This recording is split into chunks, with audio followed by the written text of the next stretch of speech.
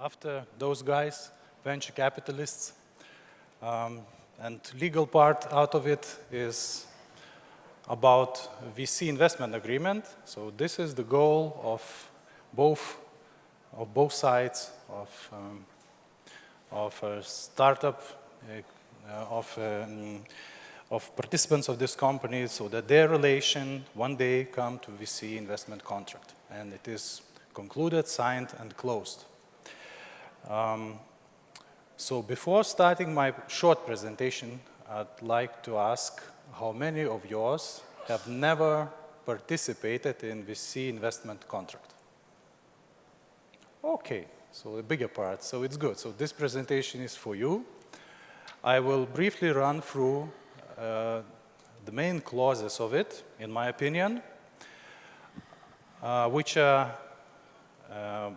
not so well advertised and known to public.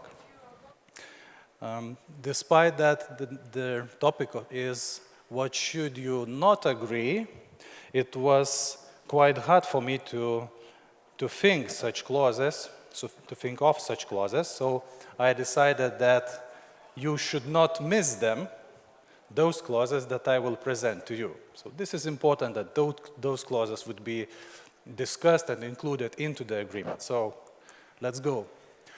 First, I will start shortly from describing a usual process of signing the investment agreement. Everybody probably knows that everything starts from term sheet. When you've got signatures of parties on a term sheet, it means that real things and serious things started, despite the fact that most of term sheets are not binding. It means that one of the parties, during the process of negotiation and getting closer to the VC investment agreement, changes its mind due to some reasons, it will not be punished. There is another type of term sheets which is binding, but it's very rare. When it's binding, then if an excuse from a party comes for some not serious reasons, then usually this party is obligated to compensate some expenses and time, consultants, payments, and so on. So once you get a term sheet where usually the main clauses are already included in a brief form without details, but they describe the main ideas about the future transaction, then usually starts preparation for signing of VC investment agreement. So what is important for startups, then usually a due diligence is done. Due diligence, probably you know, it's like checking the company, its finances, its legal part, its technical part of the product that they offer and they develop. Then negotiations on the draft of the agreement go after that or in parallel with that, where all the details and various questions and issues are discussed of the clauses that I will present a bit later. Then signing of the agreement and closing, which here I mean by paying the money and getting in the result various things that the investor can get from this investment contract. So main clauses of the agreement, which are obvious and there is a lot to talk about, but not on this stage and not today, which are valuation of the company. And this is important main clause, which sometimes does not exist at the time of signing of VC investment contract. So there are some types of investment which can be executed without having an agreed valuation of the company. Another thing which probably always exists, it's agreement on amount of investment. Then form of investment, which is related to the first one, to the valuation of company. So I would present here three most often used forms of investment. This is SAFE, simple agreement for future equity, convertible bonds, purchase of shares. shortly about each of them. The safe one is probably the most interesting and already sometimes applied in Lithuania. It's exactly the situation when parties don't know, they don't agree on valuation of the company, but company needs funds. An investor wants to put those funds into the company. Then they choose this way of investing, which means that the company gets an agreed amount, but in return it doesn't give any shares. And parties agree that when in time there will be some round where valuation will be clear and acceptable to both parties, then this amount will be transferred into some part of shares of the company. Convertible bonds, something similar. It's just that the company, when investor gets those, the company is in debt to the investor. While in the safes,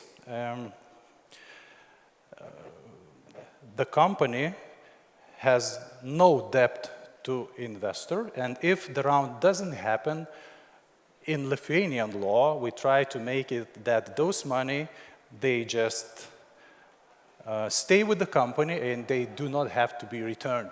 The investor refuses this right to claim those money because probably the startup failed and the investor just wants to cut all the links with the company and don't spend his time on that any longer. Purchase of shares, this is a traditional, most clear probably way of investment where company issues some shares and investor buys the shares and this way investing his funds into the company.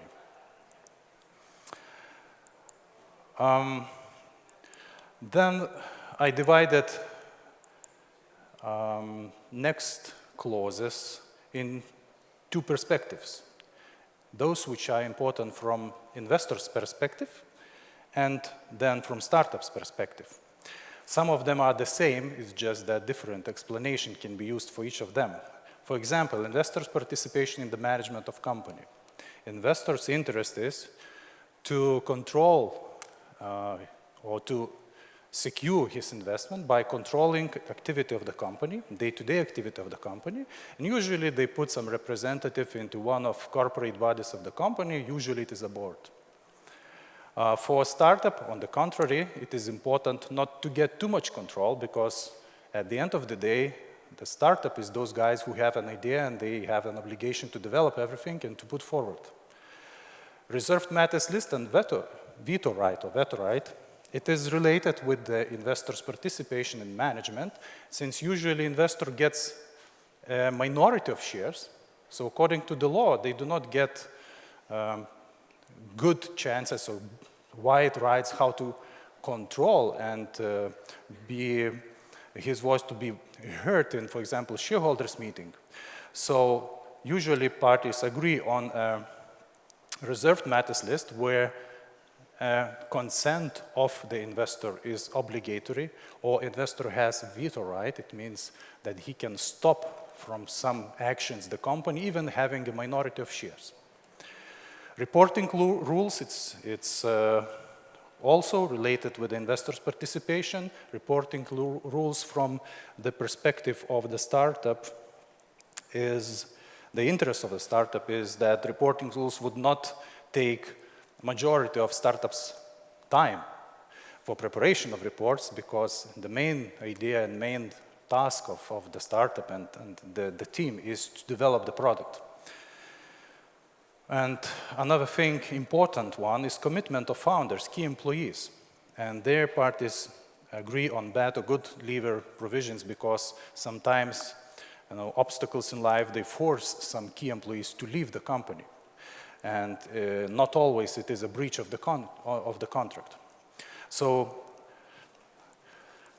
it's, I'm short on lack of time because you usually could not fit legal topic into 10 minutes, but let's try to do that.